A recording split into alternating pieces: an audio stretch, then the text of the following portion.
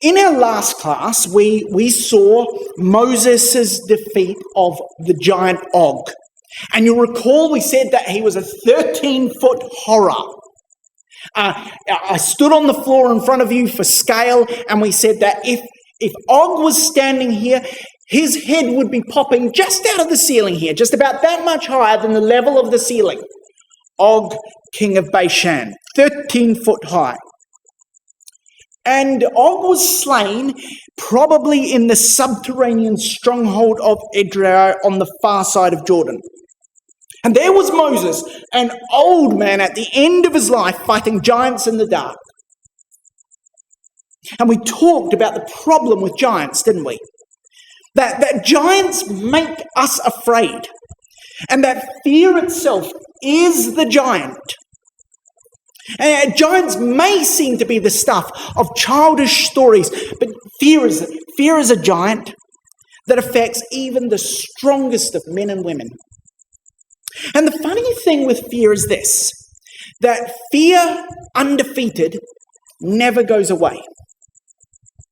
A fear unfaced just grows, looming larger and larger until the fear of the fear itself can be larger than the original issue itself. This is why we've got phrases like, just get back on the horse again.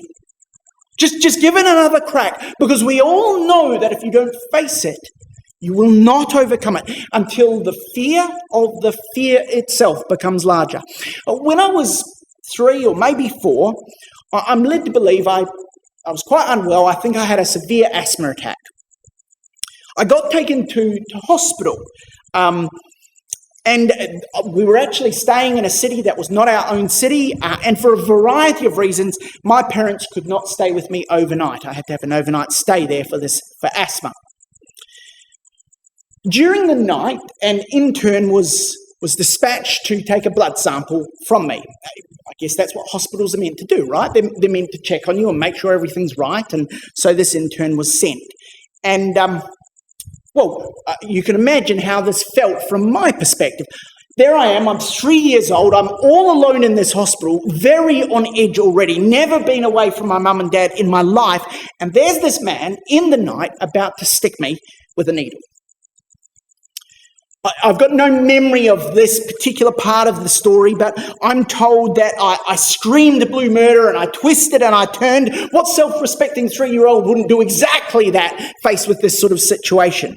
Apparently the intern bent a needle in me trying to get blood while I tried to escape, and eventually I succeeded. And this bit I do remember. I remember sprinting down the corridor of the hospital ward, desperately trying to find somewhere to hide, sobbing and crouching and running away from this terrifying man with a needle. And all my life, I have had a fear of hospitals and needles. I made a mistake. I did marry a nurse, and that has forced me to overcome my fear of hospitals. But needles, I still almost pass out every single time I have a needle. But the funny thing is, I'm now more afraid of my fear of needles than I am of the needle itself. And the giants of our youth, they leave scars. Fear of loneliness or awkwardness, the fear of being seen as different or being an outcast, the fear of being thought foolish, the fear of not being able to do things as well as others can do them, the fear of rejection or being thought strange. These things leave scars. And tonight we want to look at a man who saw giants. We want to look at a man who saw giants, and from the very moment he saw those giants, from the very moment he saw them on Hebron's battlements, made facing those giants, made facing a nation's fear and defeating that nation's fear, the engine room of his life. Caleb was going to make facing this fear, the giants, the driving force behind the exemplary life that he led of patient endurance. And make no mistake, this man is absolutely exemplary. We're first introduced to Caleb in Numbers chapter 13. Come there, Numbers chapter 13. Here's a man who we're told wholly followed Yahweh. Wholly followed Yahweh. To the best of my knowledge, there are only 7 people in the Bible of whom we are told they wholly followed Yahweh. He's called the servant, 3 people in the Bible, 4 people in the Bible who wholly followed Yahweh. He's called the servant of the Lord. There are only 7, as far as I know, who are called the servant of the Lord. This was a title that no doubt Joshua dearly coveted, but would not receive till after his death. But not so Caleb. He was called the servant of the Lord while he was still alive. And we first come across this man Caleb in Numbers chapter 13 and in verse 6, where we read that he was of the tribe of Judah and he was the son of Jephunneh. This man was a ruler in Judah, one of its leaders. And in this story, he is the one appointed by the tribe of Judah to be its spy in the promised land. And we'll recall how we said in our last session, the spies travelled up the rocky spine at the centre of the land, concealed amongst its barren peaks, till they reached the southern border of Syria. Verse 21, so they went up and they searched the land from the wilderness of Zin, and they went all the way up to Rehob as men came to Hamath, on the border of Syria, and then presumably splitting into pairs, they travelled south again, spying out the land, protected by the anonymity that came with travelling from the north, southward. And doubtless, as they travelled all that way, they saw many, many things.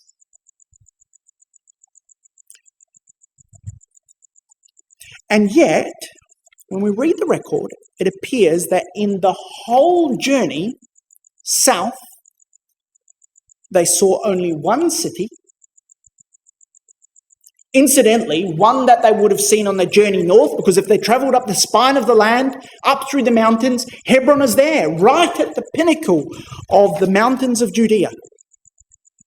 One they saw on their way north, they saw again, it seems, on their way south, the city of the giants, the highest point of the land, and one little river. Did they really only see one city? Well, verse 29 gives us an idea of the territory covered during their 6-week mission. It says, look, we saw the Amalekites who dwell in the land of the south. We saw the Hittites, the Jebusites, the Amorites that dwell in the mountains. They're down by the sea of the Canaanites. And we also went as far as the coast of Jordan. They went all over. And yet somehow only saw one city and one little brook. Is that how it happened? Well, of course not. Verse 28 tells us, nevertheless, the people be strong that dwell in the land, and the cities, plural, are walled. Cities. They saw many cities. But you see, of all the spies who travelled the land, of all 12 of them, only 2 of them survived long enough to contribute to Moses' record, to point out to Moses where they had been. And so the events of verse 22 and verse 23 are the record of Caleb and Joshua's survey of the land. And you know what? Even they must have seen more than 2 places. Oh, yes, we went all the way up to the tip of the land, all the way up to Syria, and then we came down south. We passed the Syrian Disneyland, and down as we got near to Jericho, there was some massive shopping malls. There's none of that. None of that. For these 2 men, and certainly for Caleb, there were only 2 places that mattered. One of them, verse 23, is Eshcol. Named, as we said last class, for the grapes that were found there. Not Sorek, not Enab. Let me explain what I mean by not Sorep, not Enab. You see, the Hebrew word used here to describe this cluster of grapes in this verse is not a word that any Jew would use for grapes. In fact, the Jews have lots and lots of words for grapes. They have Enab and Sorek and Peret and Boser and Beser, and that's not a complete survey of every Hebrew word for grapes. Hebrews treat grapes a bit like Eskimos treat snow, and they've got so many words for them, and yet none of those words is used to describe the place where they found this vast cluster of grapes. Now, I don't know if you can see how strange that is. The Hebrews, if you forgive the pun, have a bunch of words for describing grapes. And the word they chose to use to describe this place where they found a vast bunch of grapes was not grapes, but was the word bunch. Now, that would be a little bit like visiting Adelaide, famous for being the city of churches, and noticing how many churches were there at Adelaide, being struck by the number of churches everywhere through the city and saying, oh, look, this city, it has many churches. I will name this city Many. It's not descriptive, is it? It'd be like going to Gamaraka, the home of the big rocking horse, and saying, I'll call this town Big. It's not at all descriptive. Why? Why use this word, Eshkol, to describe a place? You know, they go to this place, they come to this river, they find this vast cluster of grapes. It takes both of them to take them back to show Moses and the people. And they say to Moses, look, we came to this place, beautiful little river, don't know what it's called, but we're going to call it Bunch.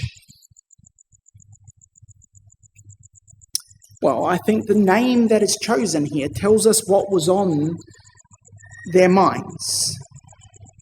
Eshkol, as we saw last time, was the Gentile believer in Abraham's army. He was the brother of Mamre, in whose fields, the fields of Mamre, Hebron itself lay. Eshkol and Mamre were confederate with Abraham. That word means breakers of bread. They shared the covenant promise with Abraham, Eshkol and Mamre did. And you think to yourself, well, why did Eshkol, the Gentile, and Hebron matter so much to Caleb that even though he toured the whole land of Israel, all he saw were these two things? And yes, by the way, I do think verse 22 and 23, where they saw Hebron and Eshkol, is Caleb's chain of thought here that we're following. And I hope that by the time we finish tonight, you'll see why. So why did these places matter so much to Caleb? Why did Eshkol matter? Why did Hebron matter? That they blocked out everything else he saw on this journey. Well, to answer this question, I think we need to know a little bit more about Caleb. Because he's a bit of an enigma wrapped up in a mystery. The record, at least in the King James Version, gives Caleb as many as 4 different fathers in 4 different passages. Jephunneh, Kenaz, Hezron, and Hur. Now, the last one of these, Hur, is a little bit of a furphy. It comes from a missing full stop in our version, in the King James Version. It should be that he was Caleb, whose son was Hur.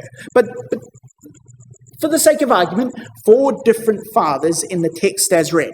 And the real question is, well, if he can't have 4 fathers, whose son was he? And a little bit of sleuth work yields us some answers. You see, Jephunneh, Caleb the son of Jephunneh, as it says there in verse 6, is a name that only ever appears when describing Caleb. It doesn't appear in any family tree of Judah. To all intents and purposes, Jephunneh had no father in the record. He's orphaned in the story. And the only time you read about him is when you're reading about Caleb. He's never there on his own. He's never there as a member of a family. On the other hand, when we look at Hezron, Caleb being described as the son of Hezron, well, we know who Hezron is. Hezron was the grandson of Judah. We're told that in Chronicles. So we've got a man, Caleb, who was the son of Jephunneh, or so one record says, and we've got another man called Caleb, who was the son of Hezron in another record. And the intriguing thing is that they're both the same person. And we know that because both these men, Caleb the son of Jephunneh and Caleb the son of Hezron, happened to have the same daughter. Her name was Achsah, and later on in the story, Achsah is going to get married to a man called Othniel. It's very, very tricky for two men to have one daughter. And so I think we can reasonably assume that Caleb the son of Jephunneh, the father of Achsah, and Caleb the son of Hezron, the father of Achsah, are the same man. You might say to yourself, well, how can that be? How can this be tied together? Well, this is where another one of Caleb's fathers, Kenaz, helps us out. Because you see, prior to the time of Caleb, there is only one Kenaz in the record of the Bible. And intriguingly, he's not a Jew. Kenaz, the only prior Kenaz in the record, was an Edomite, a grandson of Esau. Now you might be thinking, well, that doesn't help. But it does. You see, I believe that Caleb was not a Hebrew. The man most frequently named as his father is missing from the line of Judah. And I think that Caleb was a Gentile, an Edomite, the son of Jephunneh, an Edomite, who somehow joined the tribe of Judah and was adopted into the family of Hezron. And if this is the case, it would explain for us a number of oddities in the record. It would explain why someone in Israel would be given the name Caleb. Because as many of you will know from your Sunday school lessons, the name Caleb is interpreted or comes from the word for dog. And when you trace that word for dog through the Bible, there is not one use of it in Scripture that has a positive connotation. Dogs are never good in the Bible. Never once. A Gentile dog. It would explain why you would give a child that name, wouldn't it? If he were a Gentile. You'd never give a Jew that name. And it would also explain some odd names in Caleb's family tree. Because when you look at the children and the grandchildren of Caleb, some very strange names showed up. Names like Shobal and Manahath and Elah and Onam and Korah. And you might say, well, I recognize some of those names. Yes, but these names all find their origin, their original origin, in the line of Esau first. Why would they show up in Caleb's descendants if he were not himself descended from Edomites? And if it's true that Caleb the son of Jephunneh was a Gentile, it would explain for us the very odd turn of phrase in Joshua chapter 15, where it says to us that unto Caleb the son of Joshua he gave a part among the children of Judah according to the commandment of the Lord to Joshua, even the city of Arba. Why did it take a command of the Lord himself to Joshua to ensure that this man was given possession in Judah?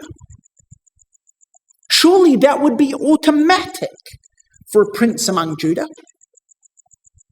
unless this man were not born within the tribe of Judah. And if he were indeed a foreigner, it would explain the way this verse is articulated, where it says that Hebron therefore became the inheritance of Caleb the son of Jephunneh the Kenizzite unto this day, because he wholly followed the Lord God of Israel. It's a rather strange finish to that sentence. If Caleb were not a Gentile, if it were not underlining and underscoring for us the unusualness of this man following the Lord. I believe that Caleb was a proselyte, a foreigner, part of that mixed multitude. And you see, this really helps us because this explains to us Caleb's perspective. When Caleb saw a vast cluster of grapes, Eshcol Enab, he thought not of the grapes, but of Eshcol. That name rang for him and resonated, the name of a Gentile participant in Abraham's covenant. And his Bible bucket list only had one entry on it, and that was Hebron, the place where Abraham, the possessor of the promise, had dwelt with 3 Gentile proselytes. These places, Eshcol and Hebron, represented Caleb's hold upon the promises. Not a present-day promise of an inheritance in the promised land. No. Of all the spies, Caleb alone had no right to possess. He had been promised nothing by God. For him, Eshcol and Hebron spoke of a distant time, a time when in Abraham all families of the earth would be blessed, a time when Abraham himself once more walked the land with men like Anak and Mamre and Eshcol. When we think about Caleb,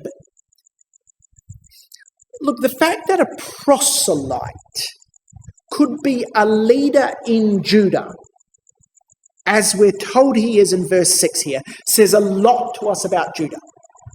It says a lot about Judah as a tribe, and it says a lot about Caleb as a man. Clearly, Caleb did not join Israel during the time of the 10 plagues when many others were converted. For to become a leader in Judah, in the little more than 12 months' time since their escape, because only 12 months really elapsed from the point where the plagues occur, and Numbers chapter 13, to become a leader in that time seems somewhat unlikely. Seems much more likely that he had been proving his worth and his faith in Judah for a much longer period of time, and that he had joined Judah during Moses' absence in Midian. Now, as a spy, Caleb saw the giants on Hebron's walls. It's important for us to realize that these vast figures astride Hebron's walls were no less giants to him than to the other spies. They were no less fearsome for him.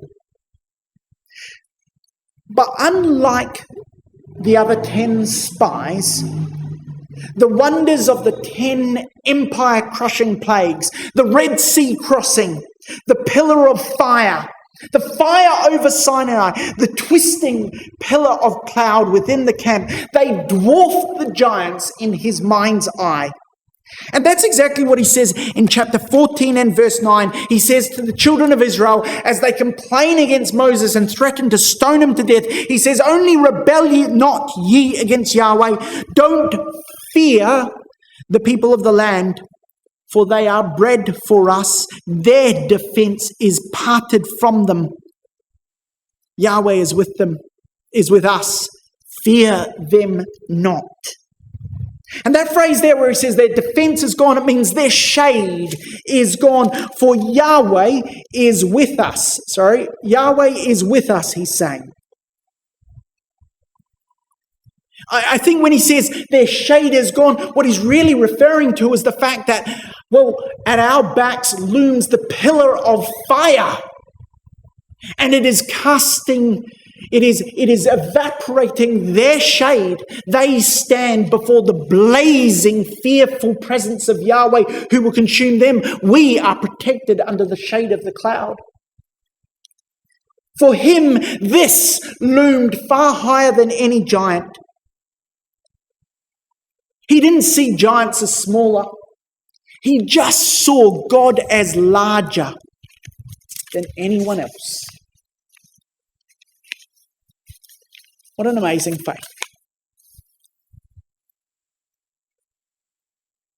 But now what we're going to do is we're going to skip forward 40 years again. Same as we did last time. We're going to fly forward to the other end of Caleb's life. Almost 45 years later, in fact. And come across to Joshua chapter 14, our reading for this evening, please.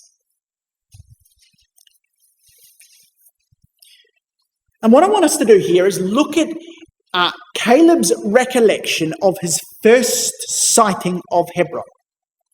He's going to tell us what he saw and what he thought when he first saw Hebron here in Joshua chapter 14. And bear in mind, 45 years have now elapsed for Caleb since he first saw Hebron. That's 45 years of faithful service. Just imagine for a minute what that meant for Caleb. Particularly young people, think about this. Spending this amount of time in the conditions Caleb spent them. From this point on, in Numbers chapter 13, through to the chapter we're in, Joshua chapter 14, there are going to be 38 years of wilderness wanderings. 38 years spent nursing a nation that God had condemned to die in the wilderness. Imagine what that meant. Imagine having to work in an ecclesia that you know is not going to survive for 38 years. 38 years of imprisonment in the wilderness, and what would have been so hard about that is that he already had his ticket to the promised land. He, of all the people in Israel, had been told he would enter the promised land. God had already signed it himself. That's what God said in Numbers chapter 14, verse 24. This man will go in. He'd spent 38 years caring for an ecclesia condemned by God. Yes, a holy nation, a royal nation of priests, condemned by God to have their lives cut short, falling like leaves in the cold autumn wind and dying while Caleb looked on. And then after that, another 7 long years of frenetic warfare, supporting Joshua's campaigns in the land, one after another. 7 years in which there was nobody his own age. He would have been the second oldest warrior in the whole nation. Brothers and sisters, senior brothers and sisters, that's got to make you feel your age. When you are the second oldest in the whole ecclesia worldwide. And he's still working, still going, still fighting Yahweh's battles. And what drove this man on? Well, Joshua chapter 14 tells us, verse 7, 40 years old was I when Moses, the servant of Yahweh, sent me to Kadesh Barnea to spy out the land. He remembers. And I brought him word again as it was in mine heart. Nevertheless, he says, my brethren that went up with me made the heart of the people melt. But I wholly followed Yahweh my God. And Moses spake to me on that day, saying, surely the land that your feet have trodden on shall be your inheritance and your children's forever, because you have wholly followed Yahweh my God. And now Yahweh hath kept me alive, as he said, these 45 years, even since Yahweh spoke the word unto Moses while the children of Israel wandered in the wilderness. He'd been driven on by an event that happened 45 years ago. Moses' promise in verse 9 drove this man on. And he says, look, 45 years ago, I, a Gentile, was promised an inheritance in Abraham's land. Which inheritance? Oh, the land I trod on, he says. The land I trod on. And do you know what? Caleb took this very, very literally. Very literally indeed. He says, look, Moses promised me the land I trod on. Well, I trod on Hebron. On this mountain. So give it to me. It's mine. Look, verse 12. Now, therefore, give me this mountain that God spoke of in that day. That's where I trod, so give me that bit. Hebron's mine, he says. And in taking Moses' promise so literally, and in heading directly for Hebron and nowhere else, Caleb was following an older example. Come back to Genesis 13. I'm sure the older among you knew we were going here.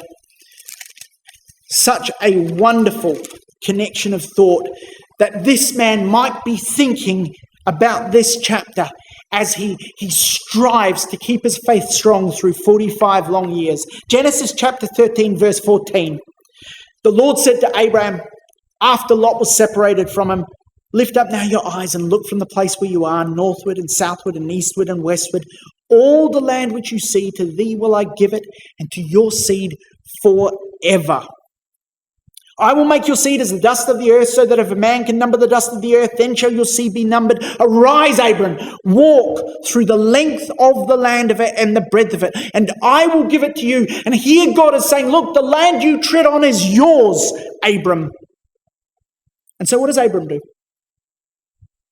Verse 18, Abram removed his tent and came and dwelt in the plain of Mamre, which is Hebron, and built an altar.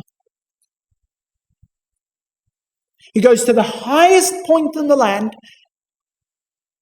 Hebron, and builds an altar.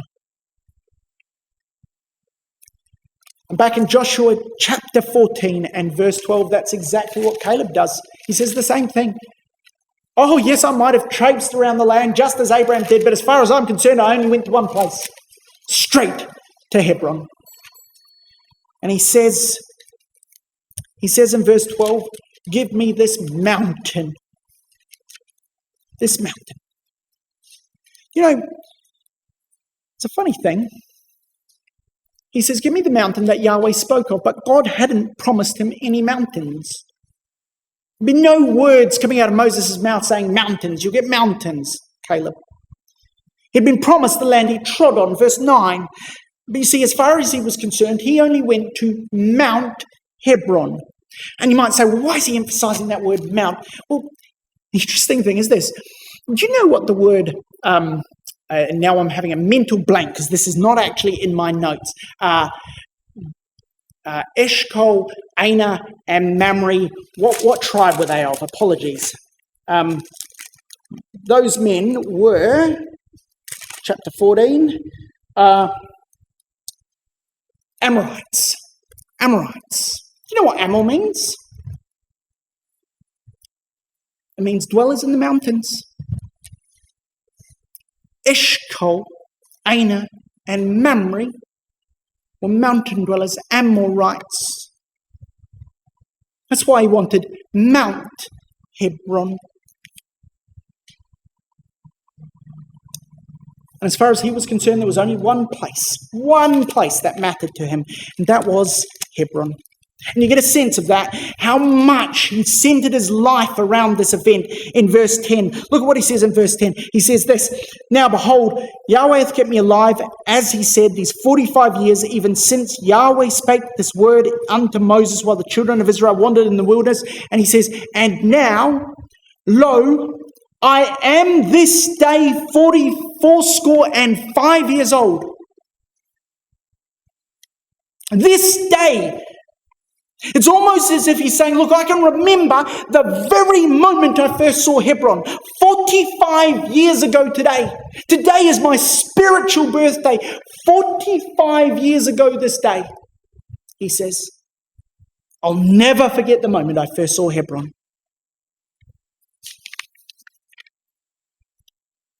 Now, fighting giants in your 40s, that's one thing.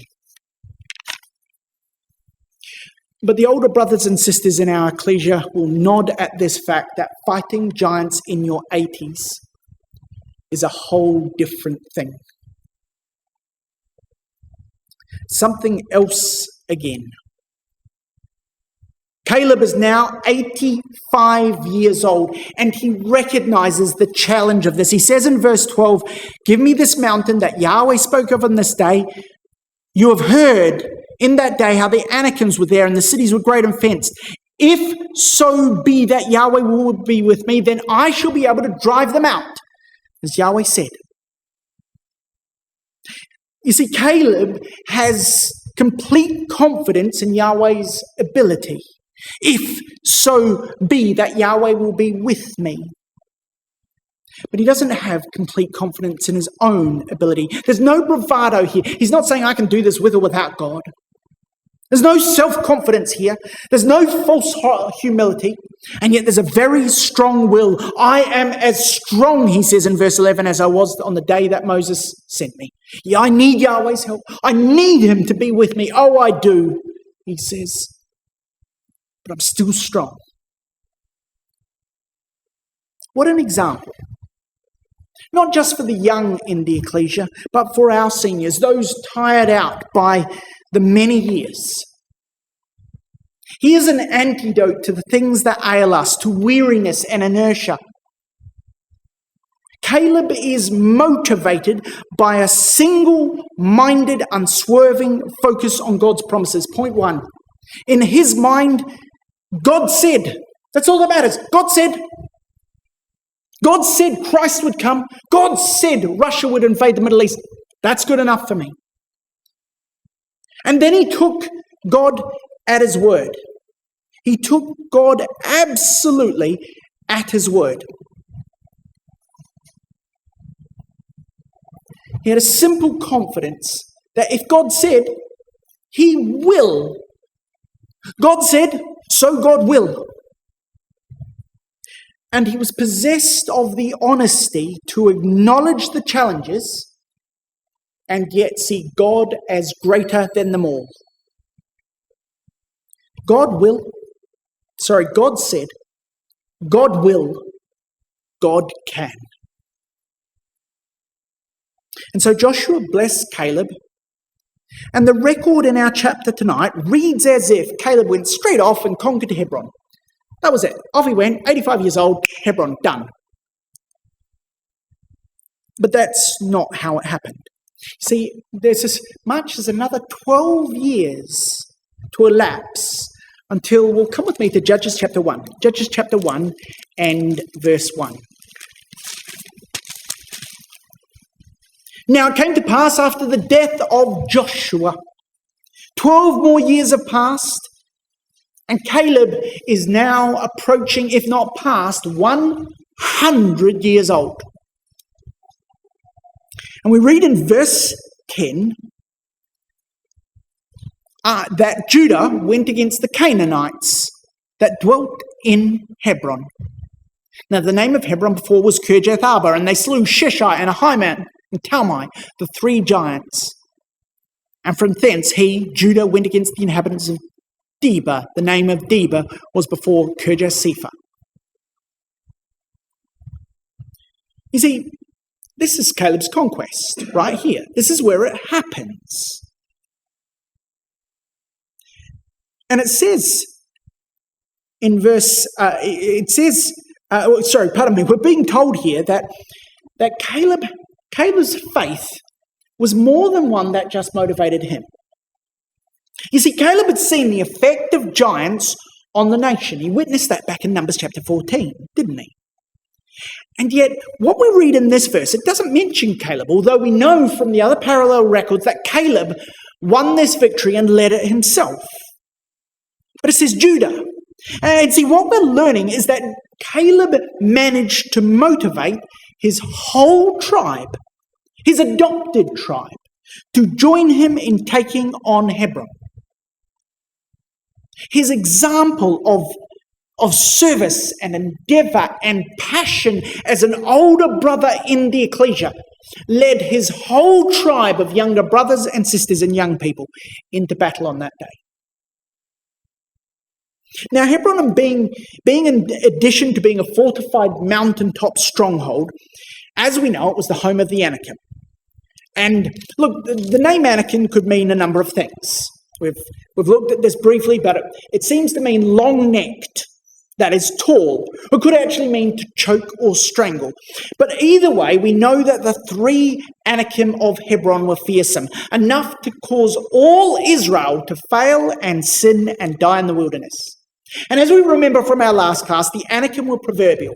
They were great and tall. And there was a saying, who can stand against the children of Anak? It's what you scared children with if they didn't behave. Now, we don't know how big these three were, Sheshai and Ahiman and Talmai. We don't know. But we actually have a lower bound. We know what they must be taller than. Because later on in the record, we encounter an Egyptian of great stature who is 5 cubits high. Now, what this tells us is that this man was not a giant. He was just a really big guy. And he was 5 cubits. And you say, well, how high is 5 cubits? Well, that's 2.5 meters or 8 feet. 8 feet. That's very tall. And what we know is that because this man wasn't a giant, the minimum threshold for giant determination was greater than 8 feet. And so we can safely say that the Anakim were at least 9 feet tall. 9 feet tall. That's quite something. And Caleb is an old man. He spent his entire life preparing, obsessing, planning for this battle. And yet when the day finally arrives, well, here in Judges chapter 1, the battle's over in a verse. In fact, not even a verse. It says, and they slew Sheshai, Ahiman, and Talmai. It doesn't even bother to tell us they captured Hebron, although they did. You know, more text is wasted, if you like, or spent, should I say, in this chapter on the capture of a city called Bezok, a city that only appears here in Judges chapter 1 and one other verse in the entire Bible. More text is spent on Bezok than the giant-infested fortress of Hebron. And it seems like a massive anticlimax. And yet something really interesting happens. Come back, please, to Joshua chapter 14. This is why I said we needed nimble fingers. We're bouncing around a bit. Joshua 14. Joshua 14. And verse 14, because it says here, Hebron therefore became the inheritance of Caleb the son of Jephunneh the Kenizzite unto this day, because he wholly followed Yahweh God of Israel. Here's the battle, and it's even more anticlimactic. It's almost as if the Anakim hadn't even been there at all. Hebron just became Caleb's. They just put up a sign saying Caleb's place, and it was done. And then verse 15 happens. And the name of Hebron before was Kirjath Arba, which Arba was a great man among the Anakims. And note this, and the land had rest from war. The land had rest. That should ring some bells for us. The land had rest. Because you see, this phrase shows up later in Hebrews chapter 4, where it says, for if Joshua had given them rest, permanent, enduring, eternal rest, God would not have spoken of another day of rest later on. There remains then, says the apostle, a Sabbath rest for the people of God. A rest to come, the kingdom age. And what we're being told in this passage is that the rest that Joshua gave the children of Israel was symbolic of the kingdom. It was a representation of that period of time in which all Israel would dwell in Abraham's land, resting, the kingdom age. And so here, when the land had rest from war, that was just a little taste, a symbol of the kingdom. God's people at peace in the promised land. So when did they get peace in the promised land in symbol here? Well, it was as soon as they faced the giants. As soon as we face our fears. You think, that seems a bit of a stretch to connect giants with the kingdom. We'll come back to Joshua 11:23. And look, I'm very aware we're over time. I apologise to all of you who are itching in your seats. We will be finished soon. Joshua 11, verse 23. So Joshua took the whole land, it says, according to all that Yahweh had said unto Moses, and Joshua gave it for an inheritance unto Israel according to their tribes, according to their division by their tribes, and the land rested from war. There it is again.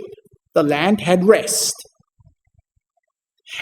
In this parallel summary record of Joshua's achievements, what was it that marked the end of the conquests and the beginning of the rest? Verse 22.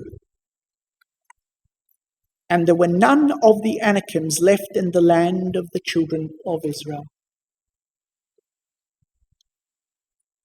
The summary of Joshua's conquests, the high point of Joshua's victory, and the trigger that led to the opening of the kingdom age, as it were, for the children of Israel at that time, was when they faced their giants, led by Caleb.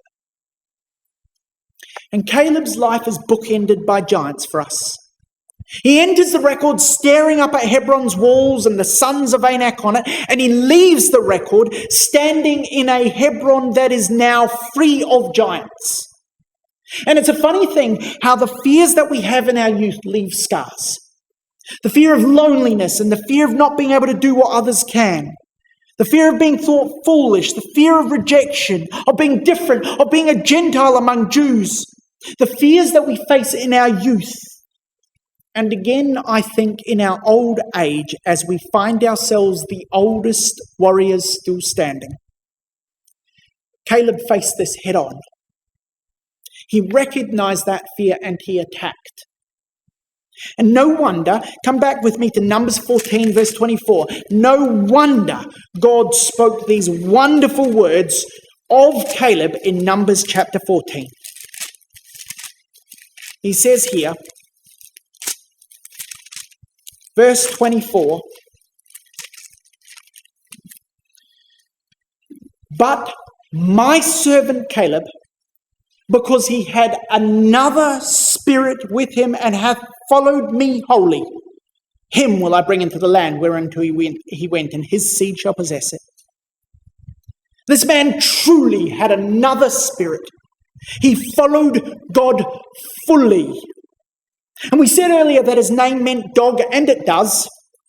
And yet, like so many Hebrew names, it can be sliced differently.